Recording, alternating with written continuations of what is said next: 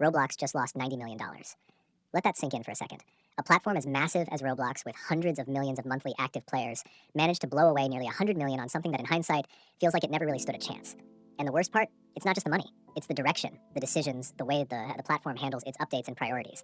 And if you've been following Roblox for a while, you know this isn't the first time we've seen them stumble like this. So today, let's talk about what just happened with Roblox's $90 million mistake, the updates that are stirring up backlash in the community, and some of the surprising features they're actually bringing back that might make you feel a little nostalgic. So right from the start, the story that caught everyone's attention is Roblox shutting down Guilded, their so-called Discord competitor. If you never heard of it before, that probably tells you everything you need to know. Roblox acquired Guilded a couple of years ago, spent tens of millions trying to make it work, hired employees to build it up, and integrated it in some small ways with Roblox communities. And now, they're shutting it down completely by the end of 2025. Just like that. Gone. $100 million down the drain. For Roblox, that's a serious blow, even if the company itself is worth billions. Because this wasn't just money. This was years of investment talent and an attempt to build their own version of a platform that millions of Roblox users already rely on daily. Discord. And that's where the problem starts. Guilded was essentially a carbon copy of Discord. Same structure, same idea, same layout. Roblox was basically betting that by owning their own communication platform, they could tie in their massive player base and keep the ecosystem fully in-house. But here's the thing. Why would people leave Discord? Discord already had everything Roblox users needed. Servers, communities, moderation tools, bots, voice chat. Guilded didn't bring anything new to the table. And when you're trying to take down an established giant, you have to innovate, not duplicate. The reality is Roblox employees spent years trying to get this platform off the ground, and yes, some people did use it, but it never gained the traction Roblox was hoping for. And now, not only are those people losing a platform they invested time into, but Roblox itself is losing face. They'll never get that $90 million back. But Roblox says they're not just tossing it all away. According to them, the effort and features that went into Guilded will be redirected toward Roblox communities, what used to be called groups. They're essentially saying, okay, Guilded didn't work, but we're going to make our in-platform communities better instead. Now, whether that's a good thing or a bad thing remains to be seen. On paper, it makes sense. Roblox communities are already a core part of the ecosystem. They're tied to games, to developers, to trading groups. Making those stronger sounds good. But when you hear Roblox talking about communities like they want them to evolve into Discord-style servers, you can't help but worry. Discord is already chaotic enough. Imagine Roblox trying to replicate that inside their own platform. Imagine every popular Roblox game having its own full-blown server experience inside the Roblox website. For some, that sounds amazing. For others, it sounds like a recipe for disaster. And that's where you realize this $90 million mistake isn't just about money. It's about priorities. Because at the same time, Roblox is shutting down Guilded, they're pushing new updates that have the community shaking their heads. Let's start with the changes to the server list. Roblox is testing out limiting the number of servers a player can browse, while also adding filters and sorting options. On paper, that sounds like a minor tweak. But in practice, players immediately started asking who benefits from this. The justification Roblox gave was safety and privacy. The idea is that people sometimes stalk others by combing through server lists looking for their avatars, even if they've turned their joins off. Okay, fair point. That can happen. But does limiting the number of servers you can see actually solve that problem? And even if it does, at what cost? Because server browsing is how players find low-lag regions, avoid overcrowded lobbies, or join their friends more easily. Removing or limiting that flexibility just frustrates people. And let's be honest, if you really wanted to stop stalkers, wouldn't it make more sense to just remove avatar icons from the server list? Instead, Roblox went for the nuclear option, cut down how many servers you can even look at. For many, this feels like yet another case of Roblox solving a problem in the least effective way possible while ignoring the actual feedback of the community. And that theme repeats itself with the changes to fast flags. If you don't know, fast flags are hidden Roblox settings that players can enable manually or with third-party clients like Blockstrap. Most of the time, they're harmless. People use them for performance boosts, unlocking higher FPS caps, or customizing visual settings. But of course, some people abuse them. Certain fast flags could be exploited to clip through walls or fly. So Roblox stepped in and created an official whitelist of fast flags you're allowed to use.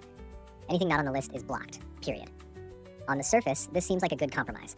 Roblox is saying, hey, if you really want a fast flag that isn't on the list, you can request it and maybe we'll add it. And some in the community actually praised this move. But others pointed out that Roblox's list leaves out some really useful settings, like ones that allowed FPS uncapping. That frustrates players who weren't exploiting, but just wanted a smoother experience. So once again, Roblox is caught in that push and pull between protecting their platform and actually supporting the people who use it. And it's not that they shouldn't clamp down on exploits, they absolutely should. But when you make blanket restrictions without offering solid replacements, you alienate your most dedicated users. So in the middle of all this backlash, Roblox did something surprising. They started bringing back things the community has actually been asking for. And one of the biggest ones is the forums. If you've been around long enough, you remember when Roblox used to have public forums where players could discuss everything. Game development, trades, general chat, even Roblox drama. It was messy, chaotic, and full of trolls, but it was also a place where the community connected. Roblox shut those forums down years ago, citing moderation issues, raids, and overall toxicity. And many thought they'd never return. But here we are. Roblox has quietly introduced a new lounge category in the dev forum that feels like the beginnings of the old forums making a comeback. People are already posting casual discussions, debates, and community topics. It's limited, sure, and tied to the dev forum rather than a completely open platform, but it shows Roblox is at least testing the waters. Whether it grows into a true replacement for the old forums rooms remains to be seen, but for veterans, it feels like a nostalgic step in the right direction. And then there's the Headless Horseman. Every October, the Roblox community waits for this item to drop, and Roblox knows how much hype it generates. This time, they teased it on TikTok, replying to fans with a simple eyeball emoji. And just like that, the community exploded. Headless is coming back, right on schedule. It's the little things like this that show Roblox can still tap into community excitement when they want to. But here's the question. Do these small wins outweigh the big mistakes? Because Roblox losing 90 million on Guilded is more than just a financial hit. It shows us that the company is still trying to figure out what it wants to be. Is it a gaming platform, a social platform, a metaverse company, a marketplace?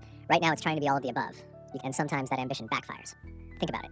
Roblox could have taken that 90 million and poured it into improving developer tools, reducing lag, boosting servers, or even paying developers better rates. Instead, they gambled on a Discord clone. And the irony is that now, in shutting it down, they're actually giving developers and groups features like image posting and announcements that they probably should have had years ago. It's almost like Roblox had to fail first in order to realize what people actually wanted. And that's the core of this entire story. Roblox is a platform that thrives because of its community, its developers, and its players. But too often, it feels like Roblox makes decisions in a vacuum, chasing trends, trying to reinvent the wheel, or rolling out updates nobody asked for. Whether it's server list restrictions, fast flag bans, or wasted millions on failed experiments, it's clear there's a disconnect between Roblox leadership and the people who keep the platform alive. Yet at the same time, Roblox shows glimmers of listening, bringing back forums, hyping up Headless Horsemen, opening up community features. These are the moves that make players feel heard. And if Roblox can learn anything from this $90 million loss, it's that they need to focus less on being everything and more on doing the things their community actually cares about. Because at the end of the day, Roblox isn't Roblox without the players and developers who make it what it is. 90 million down the drain is a hard pill to swallow. But maybe, just maybe, it'll be the wake-up call Roblox needs to stop wasting money on failed experiments and start investing in what truly matters. And here's the reality check. Roblox isn't going anywhere. Despite controversies, despite bad updates, despite wasted investments, it's still one of the biggest platforms in the world. Millions of kids log in daily, developers are still creating hit games, and items like Headless Horseman still send the community into a frenzy. Roblox has the foundation. What it needs now is better direction. So when we look back at this $90 million disaster, maybe it won't just be a story of failure. Maybe it'll be the turning point where Roblox finally learns that throwing money at clones of existing platforms isn't the answer. The answer has always been in the community. The players, the devs, the groups. That's where Roblox should invest. That's where the future is. Because if Roblox really wants to live up to its vision of being the metaverse, it can't afford another $90 million mistake. It can't afford to alienate the very people who make the platform thrive. It needs to focus, listen, and deliver. Otherwise, the next big update won't just be about losing money. It'll be about losing trust. And once you lose that, there's no amount of investment that can bring it back.